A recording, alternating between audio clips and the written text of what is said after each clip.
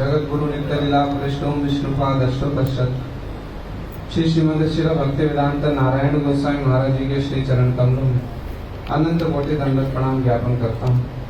तदनंतर नित्य लीला कृष्ण विष्णुपाद अष्टोत्तरशत श्री श्रीमद शिल भक्ति विज्ञान भारती गोस्वामी महाराज जी के श्री चरण कमलों में मेरा अनंत कोटि दंडवत प्रणाम।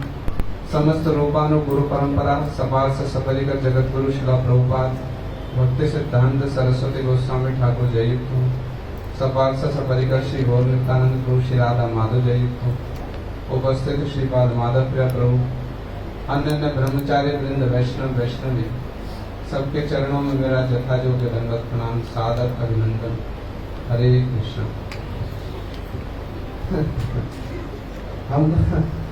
हमको तो हंसी आ रही है, भक्त लोगों के मन में विकलता बढ़ रही है।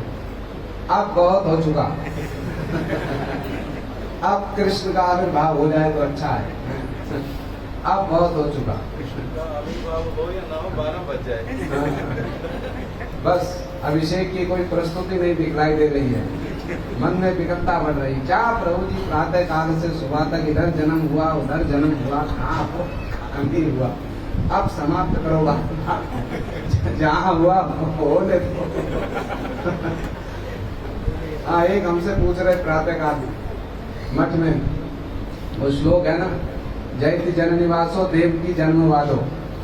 तो कहते प्रभु जी कृष्ण का कोई काम सीधा नहीं है, सब काम कृष्ण के टेढ़े हैं। जन्म के समय से ही विवाद उत्पन्न कर दिया।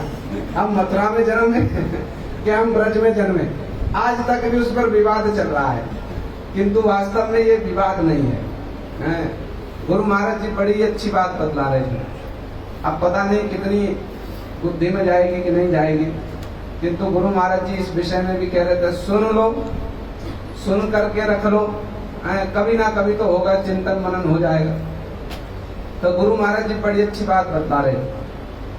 कृष्ण के जन्म का प्रसंग श्रीमद् भागवत में सुखदेव गोस्वामी जी ने वर्णन किया। ये भागवत जो है ये परोक्षवाद का समर्थन करती है। परोक्षवाद समझते हैं तो इसको साधारण भाषा में ऐसे समझ लो, बात को सीधा नहीं कह करके बात को टेढ़ा कहना है। बात को सीधा नहीं कह करके बात को टेढ़ा कहना। हमको आपके घर में निमंत्रण में जाना है, अब हम सीधा नहीं कहेंगे हमको आपके घर में निमंत्रण में जाना। हम क्या कहेंगे, एक दिन आपके घर गए थे, बड़ा अच्छा प्रसाद था, अभी तो हम यहाँ 2-3 दिन हैं। हाँ, आप पिछली बार में जब हम आए थे आपके घर में क्या रसोई आपने बनाई, बड़ी अच्छी बात रसोई बनाई।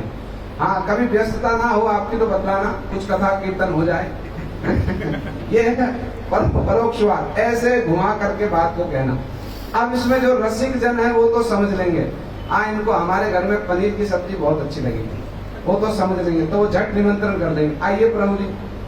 और जो क्या है समझ नहीं पाएंगे, अरसिक हैं, बूझी हुए रसिक जन, ना बूझी हुए मूड, वो कहेंगे हाँ हमारे घर में कोई आई थी, उन्होंने बनाया था।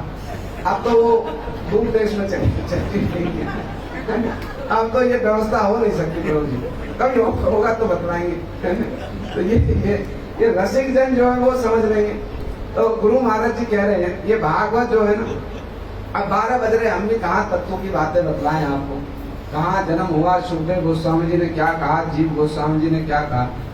बात ये है भाई कि सुनने और समझने की बात तो यही सब है, किंतु हमारी वर्तमान अवस्था, चित्त की स्थिति, इंद्रियों का असामर्थ्य, ये सब इतनी बाधा दे देता है कि हमने देखा इतने रहस्य हमारे गोस्वामियों ने, सनातन गोस्वामी जी ने, जीव गोस्वामी जी ने, रूप गोस्वामी जी ने, श्रीधर स्वामी पाद जी ने, चक्रवर्ती पाद जी ने इतने रहस्यों का उद्घाटन किया है, अद्भुत। सुनी चित्त करणेर होय आनंद घूर्णन, सुनकर के चित्त और कान जो है ना आनंद से घूमने लगता है।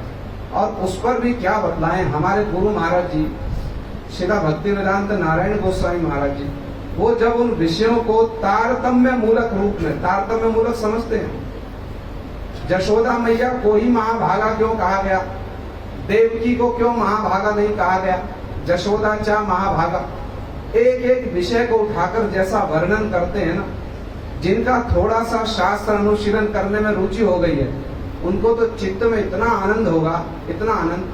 हमारे अजय प्रभु जी वो शरीर से तो विदेश में बैठे हैं, किंतु प्रातः काल से आप, यदि आपने सुना हो तो वो वीडियो भेज रहे हैं गुरु जी की ऐसी छोटी छोटी कथाएं बना बना।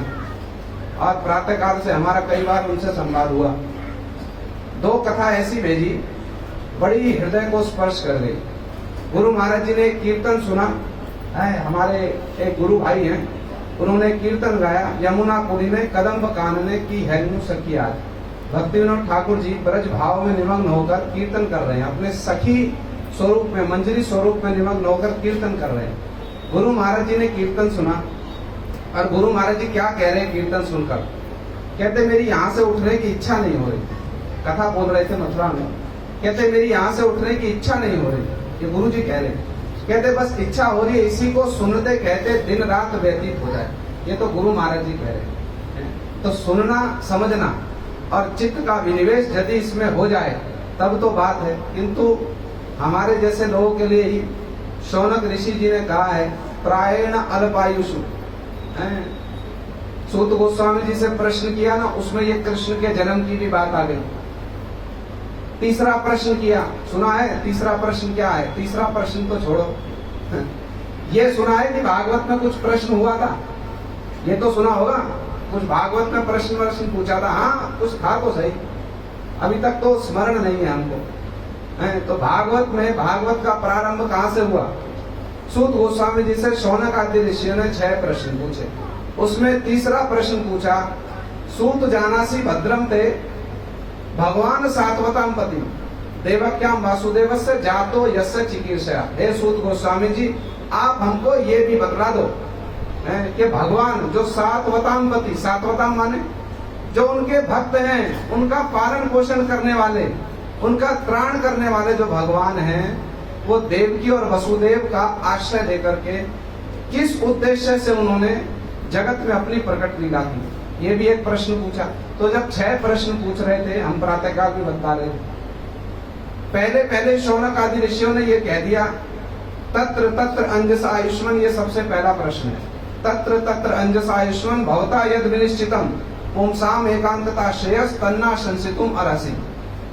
आपने तो, शौनक ऋषि जी सूत गोस्वामी जी से कह रहे, आपने तो आयुष्मान, आपकी आयु तो बड़ी लंबी है, आपने तो वेद वेदांत उपनिषद गीता भागवत सब कुछ पढ़ा है। केवल पढ़ा नहीं है, पढ़ना और पढ़ करके कह देना एक बात है, पढ़ करके कह तो सभी देते हैं, किंतु गुरु महाराज जी कहते उपलब्धि होना ये दूसरी बात है। पानी पीने से प्यास बुझती है, गुरु जी कह रहे थे कथा में, ये तो ज्ञान है, किंतु पानी पी करके प्यास बुझाना ये उपलब्धि है। दोनों में बड़ा अंतर है भाई, दोनों में बड़ा अंतर है। उपलब्धि होना मुख्य बात है, उपलब्धि होना मुख्य बात है।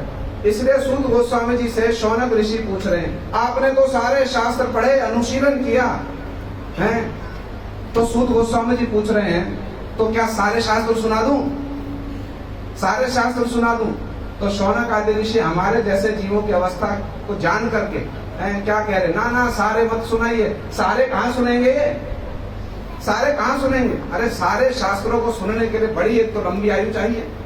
तो शौनक जी कह रहे प्रायण अल्पायुषु, ये कलयुग के जीव जो हैं प्राय अल्पायु के हैं, अल्पायु के, और उस पर भी मंद सुमंद मत हो 2 बार कहा है। चक्रवर्ती पाजी टीका में कहते मंद सुमंद मत हो, 2 बार क्यों कहा भाई? एक तो ये साधु संगी नहीं मिलता, हमारे जैसे जीवों को, अब हमारे जैसा साधु नहीं, मेरे जैसा साधु नहीं, हमारे जैसे तो घूम रहे इधर उधर, गुरु जी जैसे साधु, इनका संग जो है वो तो बड़ा विरल संग है, बड़ा ऐसा दुर्लभ सुदुर्लभ संग है, वो मिलता ही नहीं। और फिर यदि मिल भी जाए तो कहते मंद सुमंद मत हो, मिल भी जाए उनकी बातें समझ में नहीं आती है, गुरु जी की सारी बातें समझ में। कितने लोग कहते हैं प्रभु जी कथा सुनते हैं, थोड़ा सुना थोड़ा समझ में नहीं आया, फिर अरुचि हो जाते, फिर हम बंद कर देते हैं। हम कहते बस शाबाश बंद कर दो, समझ में नहीं आ रहा तो बंद कर दो। अरे करत करत अभ्यास किए जड़मती होत सुजान, रस्सी आवत जाते सिर पर परत निशान। सुनो तो सही, थोड़ा समय तो दो, थोड़ा समय तो देना पड़ेगा, तब तो जाकर के कुछ समझ में आएगा। तो हमारे जैसे लोगों की अवस्था को देखकर शौनक जी ने पहले कह दिया ये सारा कुछ नहीं सुन पाएंगे, इनके लिए सारम सारम समद्यतम, थोड़ा सा सार स्वरूप ही बतला दो। समझ में आ रही तो बात? थोड़ा सा सार ही बतला दो, सारा कहाँ समझेंगे? तो कितना हमारे गोस्वामियों ने टीकाओं में वर्णन किया है, कैसी कैसी बातें कृष्ण के जन्म के रहस्य की हमारे गुरुवर्गों ने वर्णन की। हम लोग भी जब कुछ शास्त्र का अनुशीलन कर रहे हैं, उनकी भावनाओं को जब देखते हैं, सनातन गोस्वामी जी की टीका देखिए, जीव गोस्वामी जी की टीका देखिए, चक्रवर्ती पाद जी की टीका देखिए, क्या अद्भुत वर्णन किया, क्या अद्भुत वर्णन। सुनी चित्त करने रहे आनंद घूर्णन। किंतु तिथियां आती हैं, हमारा बस थोड़ा कुछ ऊपर से स्पर्श करना मात्र हो जाता, थोड़ा सा कुछ स्पर्श कर दिया, थोड़ा सा अनुष्ठान हो गया, बस इतना ही हो जाता। कब ऐसा सौभाग्य आएगा जब हम इन सब विचारों में, इन सब विषयों में प्रतिष्ठित होना तो दूर, इनमें अंततः प्रवेश करने के लिए चेष्टा अनुरक्त होंगे। हाँ, कुछ तो सुने बैठकर, क्या है ये कृष्ण के जन्म की बात, ये भागवत जो परोक्षवाद की बात कह रही है। कृष्ण ने मथुरा में आविर्भाव हुआ, कृष्ण का मथुरा में प्रकट हुए चतुर्भुज रूप में। क्या आवश्यकता थी कृष्ण को मथुरा में चतुर्भुज रूप में प्रकट होने की, और फिर ब्रज में सद्दो बभुवा प्राकृत शिशु, ब्रज में छोटे से शिशु के समान जन्म लेने की क्यों आवश्यकता पड़ी दो बार? कोई तो रहस्य होगा इसमें, होगा कि नहीं होगा? भगवान तो कुछ भी ऐसा नहीं करते ना हमारे समान कुछ भी कर देंगे ना। वो तो क्या करते, एक लीला है कार्य प्रभु करे ना 5-7। भगवान तो एक लीला में 5-7 कार्य कर देते, करते कि नहीं करते? तो क्या रहस्य है इसके बीच में? कभी जानने, सुनने, समझने, उपलब्धि करने की हम लोगों ने चेष्टा की। ये तो गुरु महाराज जी का अचिंत्य प्रभाव हम लोग देख रहे हैं। इतनी ब्रज की कथा सुना दी, इतनी कथा सुना दी, बस हम तोते के समान कुछ कह देते हैं उनकी बातों को, किंतु अब कुछ कुछ हम विचार कर रहे हैं। कब हमारा ऐसा दिन आएगा जब ये सब विषय जो है ना उपलब्धि का विषय होंगे। कथा कहते थे ना, अभी सुन रहे हैं आप उनकी कथा। कथा कहना एक बात है भाई, रुचि के साथ में कथा कहना ये दूसरी बात। इतनी रुचि के साथ में वर्णन करते थे, इतनी रुचि के साथ में, जैसे सुखदेव गोस्वामी जी वर्णन कर रहे हैं ना। अब यदि किसी ने भागवत की टीकाओं का अनुशीलन किया हो, सुखदेव गोस्वामी जी वर्णन करते करते कृष्ण के रास में, जब कृष्ण रास से चले गए और ब्रज गोपियां जमुना के तट पर उनको ढूंढते ढूंढते हार कर बैठ गई, तो गोपी गीत का पाठ किया, जिसका श्लोक अभी सुन रहे थे, जय दिकम जन्मना ब्रजा।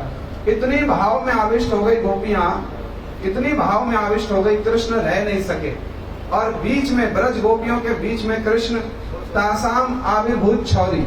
सुखदेव गोस्वामी जी वर्णन करते करते इतने भावाविष्ट हो गए, इतने भावाविष्ट, कृष्ण को उलाहना देने लगे। अरे तुम क्षत्रिय हो, तुम क्षत्रिय हो, इसलिए तुमको ये ब्रज गोपियों का दुख तुमको दिखलाई नहीं देता। इतना ये क्रंदन कर रही विरह में, इतना रो रही विरह में, विलाप कर रही, तुमको दिखलाई नहीं देता? तुम तो वन में भीतर प्रवेश करे जा रहे, इनका दुख नहीं दिखलाई देता? तुम तो छौरी, तुम तो क्षत्रिय हो, तुम्हारा हृदय कठोर है, क्षत्रियों का हृदय कठोर होता है। तो सुखदेव गोस्वामी जी बोलते बोलते कैसे भावाविष्ट हो गए। गुरु महाराज जी कह रहे थे, प्रारंभ में तो कह रहे कृष्ण को है देव की सुत। क्यों? परीक्षित महाराज जी तो उसी कुल में है ना, उनको प्रसन्न करने के लिए देव की सुत, वसुदेव सुत। किंतु जब भावाविष्ट हुए भूल गए, जब भावाविष्ट हुए सब कुछ भूल गए। फिर तो कृष्ण को 9 मिनट देते, अब ये ब्रह्मा जी की स्तुतियां ले लो, ब्रज गोपियों की स्तुतियां ले लो, सब कुछ, अरे कृष्ण का ब्रज में जन्म हुआ। ये सुखदेव गोस्वामी जी कह रहे, ये कहते कथा, इसको कहते कथा। रुचि के साथ में कथा कहना, भीतर से जब हृदय से उसमें आविष्टता हो जाती है ना। इसलिए प्रभुपाद जी ने चैतन्य भागवत के गौड़ीय भाष्य में लिखा एक स्थान पर, लीला में प्रविष्ट हुए बिना कोई भी लीला का सुष्ठु रूप से भली भांति वर्णन नहीं कर सकता। जब गुरु महाराज जी की कथा सुनते हैं, कितने सुंदर तारतम्य मूलक विचार हमारे गुरु महाराज जी बतलाया करते थे। कितना उनको आज के दिन उत्साह होता था इन तिथियों को मनाने में। हमने प्रातःकाल भी गुरु जी की एक भक्त कथा कह रहे थे, तो हमको एक बात याद आ गई गुरु जी की। कहो तो सुना दें, सुनाएं? सुनोगे आप? जोर से बोलो, और जोर से बोलो। अब लगा कुछ सुनाएं आप। तो गुरु महाराज जी हमारे बड़े परा विद्यानुरागी थे। ये तिथियां मनाने में उनका ऐसा उत्साह होता ना। हमको एक बात, एक भक्त की बात से बात याद आ गई। जन्माष्टमी का अवसर था, हमने प्रातःकाल भी सुनाई। जन्माष्टमी का अवसर था। एक दिन पहले क्या होता था, जन्माष्टमी से एक दिन पहले नगर कीर्तन होता था। गए आप लोग में से कोई नगर कीर्तन में? जो पुराने लोग हैं वो गए होंगे। बड़ा उत्साह होता था गुरु जी को। सब दिल्ली के इधर उधर के भक्त लोग जाते थे। अब 2006 ना 7 की बात होगी, ठीक से हमको स्मरण नहीं।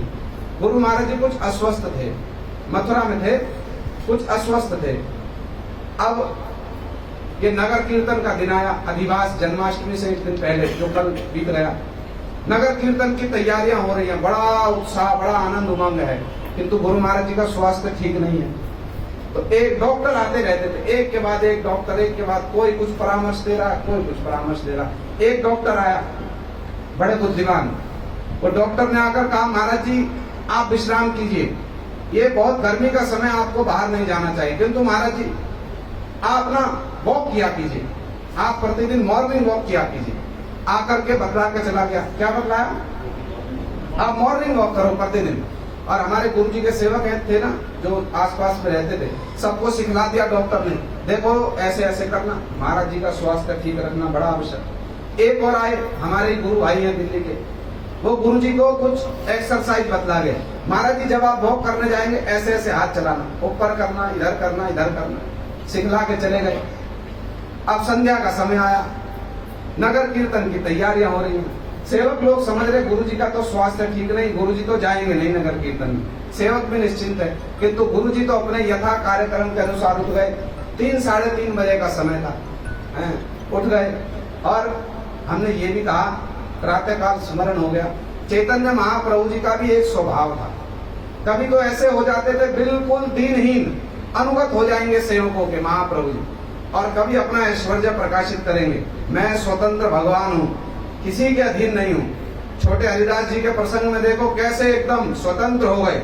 नित्यानंद प्रभु जी, स्वरूप दामोदर जी, ब्रह्मानंद भारती जी, परमानंद पुरी जी, सब निवेदन कर रहे हैं इस पर कृपा करो।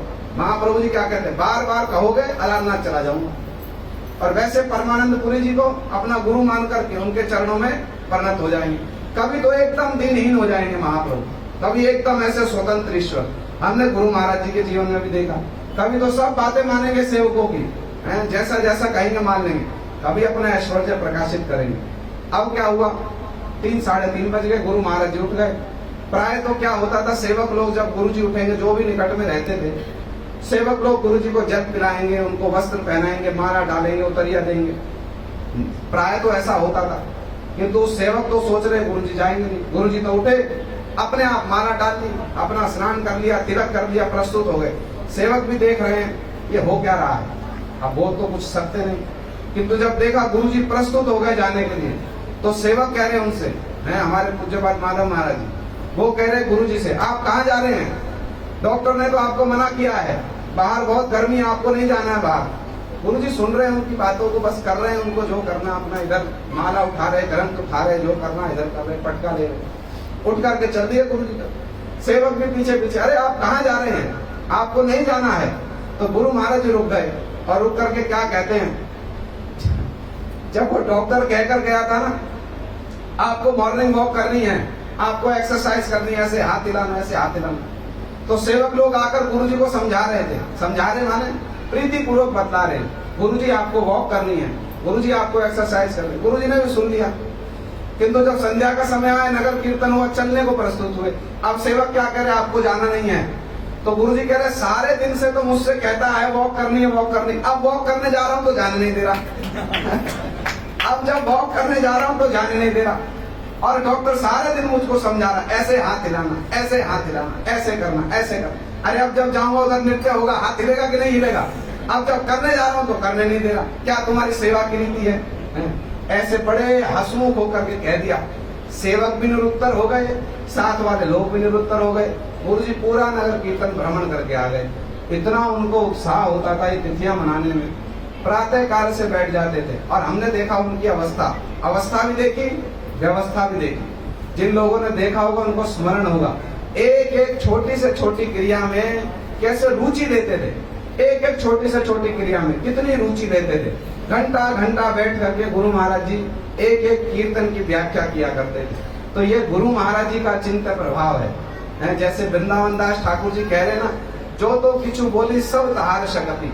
भाई हम तो जो कुछ कह रहे हैं, जो कुछ 2-4 ये बातें हमारे मुख से निकल रही, सब इन्हीं महापुरुष के चिंतन शक्ति है। हमारा क्या उपलब्धि हुआ अभी तक बताओ? हमारा तो कोई, हमारे जैसे व्यक्ति का तो कोई उपलब्धि नहीं हुआ। हृदय एकदम शून्य है, एकदम शून्य। कृष्ण का जन्म है और हम अपने आप से ही पूछ रहे हैं, वास्तव में हृदय में क्या हर्ष उल्लास हो रहा। हम तो देख रहे हृदय में कोई ऐसा विशेष हर्ष उल्लास नहीं। हाँ, भक्तों के साथ में बैठे हैं, थोड़ा सा कुछ लग रहा है, हाँ कुछ हो रहा, किंतु हृदय में झांक कर देख रहे, हृदय तो शून्य है। उस शून्य हृदय में भी जो आशा की किरण जगाई है वो गुरु पाद पद्म ने जगाई है। यही उनका चिंतन प्रभाव, इसलिए उनकी स्मृति बनी रहे हैं। यही हमारा जन्माष्टमी तिथि पालन करना है। हमको बस यही लक्ष्य रखना है, प्रत्येक तिथि में वो क्या कहते थे, वो क्या करते थे, वो कैसे पालन करते थे, उनकी भावना क्या होती थी। इसी को ही लक्ष्य करके उनकी भावना को ही धावित होना, उनकी भावना के पीछे पीछे चलना, उनकी भावना को हृदय में लेकर आने की चेष्टा करना, यही तिथि पालन करना है।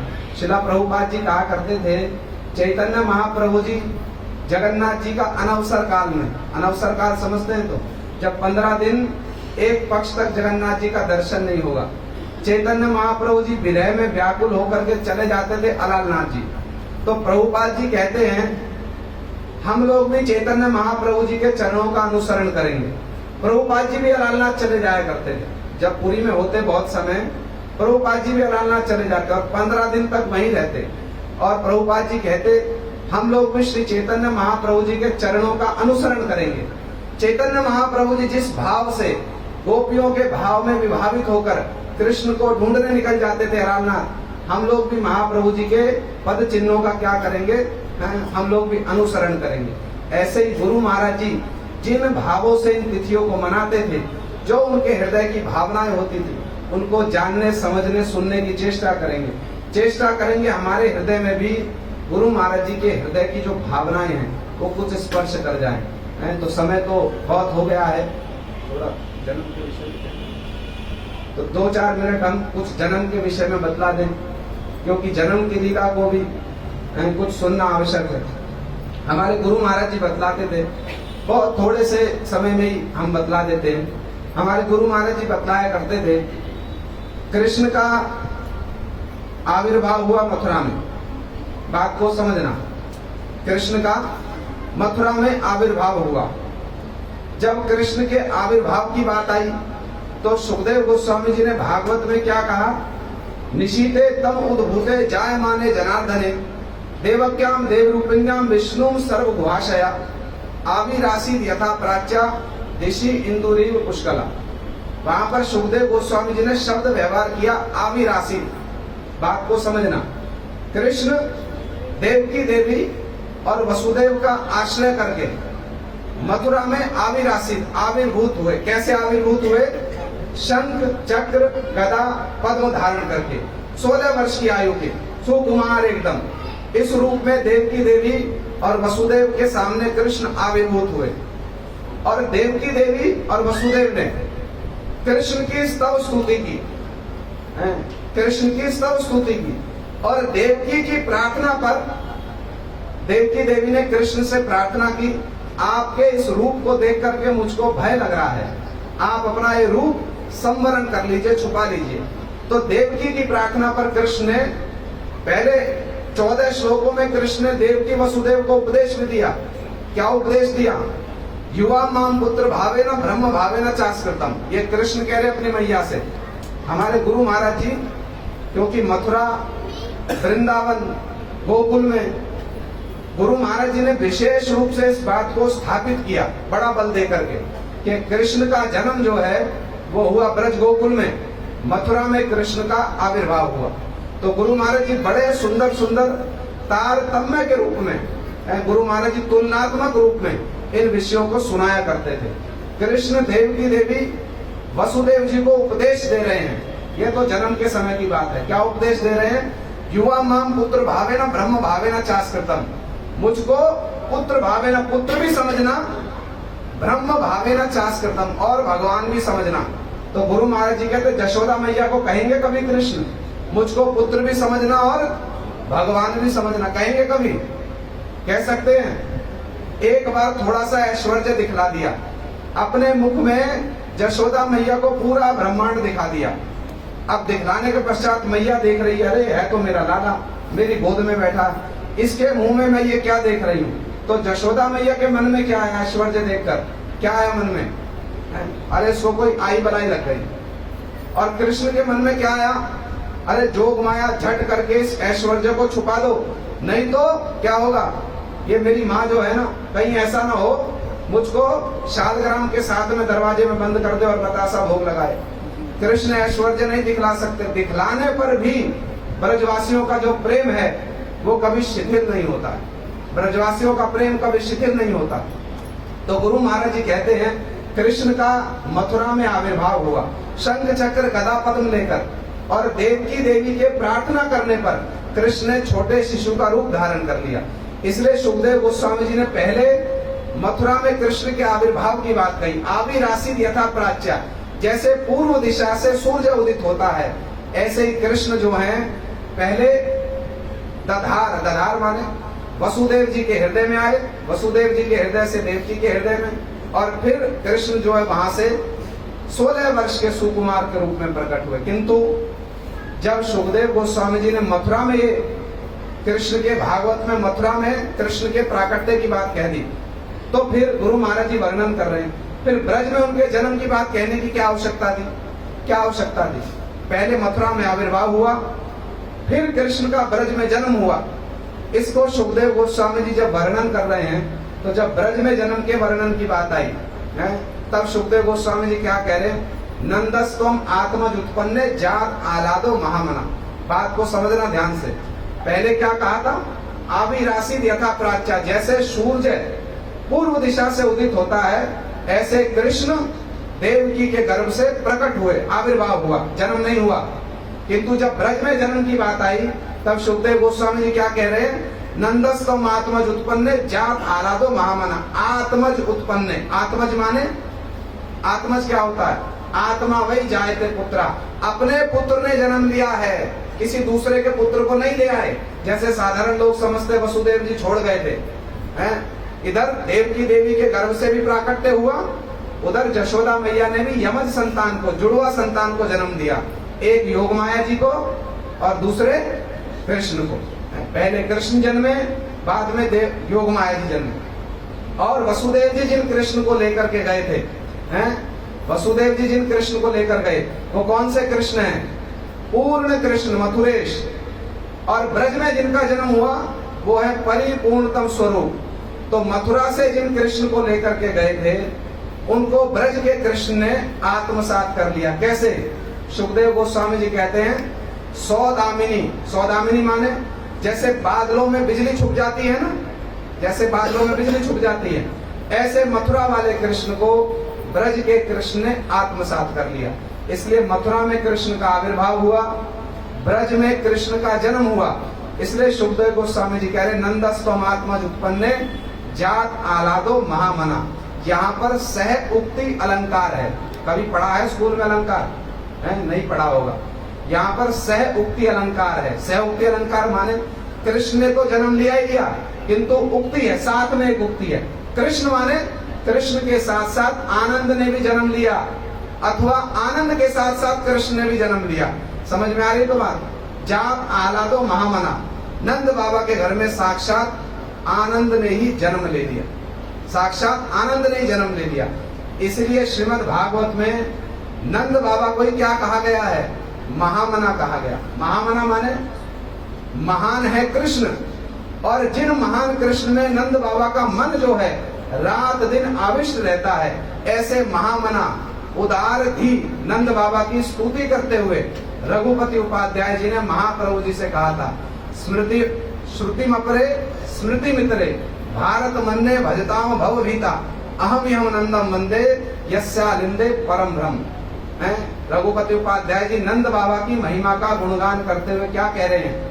अरे जगत में लोग संसार के कष्टों से भयभीत होकर के श्रुतियों का भजन करे। श्रुति माने भगवत वाक्य, कोई स्मृतियों का भजन करे, स्मृति माने ऋषि वाक्य, अथवा कोई महाभारत के अनुसार भजन करे, करता रहे। हम किसका भजन करेंगे? हम तो नंद बाबा के चरणों का भजन करेंगे। क्यों? यस्य आलिंदे, आलिंदे माने, आलिंदे माने प्रांगण, आंगन, बरामदा। अरे जिनके बरामदे में, जिनके प्रांगण में ये पर ब्रह्म जो है छोटे से बालक के रूप में लीला करते हैं, हम किसका भजन करेंगे? हम नंद बाबा का भजन करेंगे, हम नंद बाबा का भजन करेंगे। इसलिए भागवत में नंद बाबा को महामना कहा गया। उदार घी कहा गया। और जशोदा मैया को क्या कहा गया? जशोदा चा महाभागा। नंद बाबा से भी अधिक जशोदा मैया की महिमा है। क्यों है? क्यों है जशोदा मैया की महिमा? क्योंकि कृष्ण ने साक्षात जशोदा मैया का स्तनपान किया है। साक्षात जशोदा मैया का स्तनपान किया। जब दाम बंधन लीला हो गई ना, दाम बंधन लीला समझते हो? जशोदा मैया ने कृष्ण को बांध दिया। जब वो लीला संपन्न हो गई तो परीक्षित महाराज जी ने बड़े आश्चर्य में पढ़ करके सुखदेव गोस्वामी जी से प्रश्न किया, नंदस्तम किम अकरोध? हे ब्रह्मन, ये नंद बाबा का ऐसा क्या सौभाग्य है जो कृष्ण शिशु के रूप में, पुत्र के रूप में इनके घर में जन्मे और इनको साथ में वात्सल्य रस की ऐसी मधुर मधुर लीला कर रहे हैं। और प्रभु, ये नंद से भी अधिक जशोदा चा महाभागा, ये जशोदा मैया ये इतनी महाभाग्यवान कैसे हैं जिनका दुग्धपान, जिनका स्तनपान साक्षात पर ब्रह्म श्री हरि ने किया। तो सुखदेव गोस्वामी जी उत्तर दे रहे हैं, बहुत सुंदर रूप में उत्तर दे रहे हैं। और हमारे टीकाकार गण जो हैं, क्या अद्भुत उन्होंने इसमें कितने सुंदर सुंदर तारतम्य मूलक विचार बतलाए। जशोदा चा महाभागा, देवकी देवी को कभी महाभागा कहा गया? सुना है कभी? सुना है कभी देवकी देवी को महाभागा कहा गया? यदि कहा भी गया हो, यदि कहा भी गया हो, क्यों? कृष्ण तो उनके भी पुत्र है ना। चाहे ऐश्वर्य मिश्रित वात्सल्य है, किंतु है तो कृष्ण उनके भी पुत्र, किंतु वास्तव में महाभागा तो जशोदा मैया ही हैं। तो प्रश्न उठाते हैं, जशोदा मैया क्यों महाभागा हैं? सुखदेव गोस्वामी जी कह रहे हैं, अरे भैया, क्योंकि कृष्ण ने जशोदा मैया का स्तनपान किया पुत्र के रूप में। तो प्रश्न उठाते हैं, अरे कृष्ण ने तो देवकी देवी का भी स्तनपान किया। सुना है कभी? कृष्ण ने तो देवकी देवी का भी स्तनपान किया। कब किया? कब किया? कृष्ण से पहले कौन जन्मे? कौन आए गर्भ में? बलदेव जी। उनसे पहले कौन आए? 6 पुत्र आए। उन 6 पुत्रों का उद्धार करने के लिए कृष्ण ने देवकी देवी का स्तनपान किया और देवकी देवी के प्रार्थना करने पर किया। समझ में आ रही तो बात? देवकी देवी के प्रार्थना करने पर कृष्ण ने उनका स्तनपान किया। तो सनातन गोस्वामी प्रभु जी टीका में बतलाते हैं, जशोदा चा महाभागा, जशोदा मैया क्यों महाभागा हैं? देवकी क्यों महाभागा नहीं है?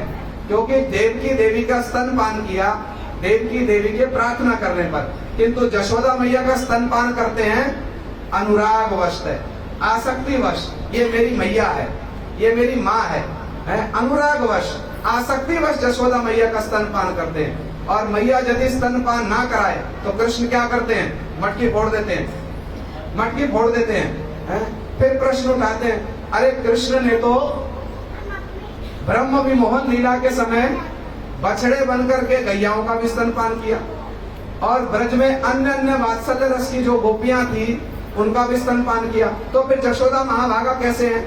तो इसका भी बड़ा सुंदर उत्तर देते हैं, अरे कृष्ण ने बछड़े बनकर गैयाओं का स्तनपान किया, कृष्ण ने अन्य ग्वाल बाल बनकर के ब्रज की वात्सल्य रस की गोपियों का स्तनपान किया, किंतु जशोदा मैया और कृष्ण के साथ में जो माता पुत्र के वात्सल्य रस का आदान प्रदान होता है वैसा वहां पर हुआ? क्यों नहीं हुआ? क्योंकि कृष्ण ने अपने स्वरूप में उन गैयाओं का और उन गोपियों का स्तनपान नहीं किया, उनके पुत्र बनकर पान किया, बछड़े बनकर पान किया, अपने स्वरूप में नहीं किया। यदि कृष्ण अपने स्वरूप में पान करते तब बात दूसरी थी।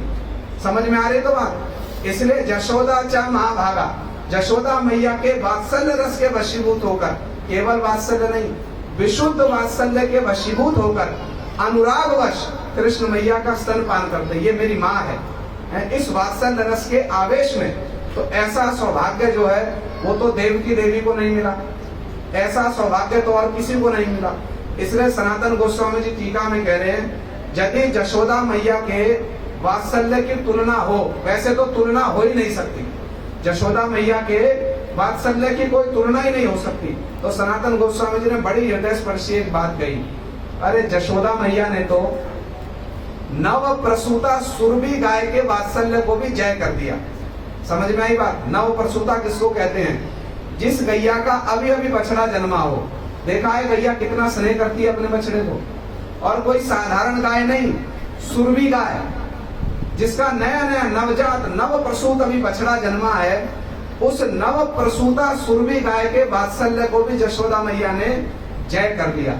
इसलिए ऐसी जशोदा मैया जिनका बड़ा विशुद्ध वात्सल्य रस है, उनके उस विशुद्ध वात्सल्य रस का आस्वादन करने और कराने के लिए कृष्ण जो हैं, जो अपने विषय में स्वयं ही कह रहे हैं, जन्म कर्म चामे दिव्यम एवं जो वेत्ति तत्वता त्यक्त्वा देहम पुनर्जन्म नैति मामिति सुअर्जुना। जो मेरे जन्म कर्म के दिव्यत्व को जान लेता है, उसका और जन्म नहीं होता। जिनका जन्म कर्म सब दिव्य है, ऐसे दिव्याति दिव्य जन्म कर्म संपन्न कृष्ण जशोदा मैया नंद बाबा के विशुद्ध वात्सल्य के वशीभूत होकर के ब्रज में सद्यो बभुआ प्राकृत शिशु, प्राकृत शिशु के समान जन्म लेते हैं। ब्रज में उनका नाड़ी छेदन संस्कार होता है। जब कृष्ण पहली बार करवट बदलते हैं, जशोदा मैया उत्सव करती हैं।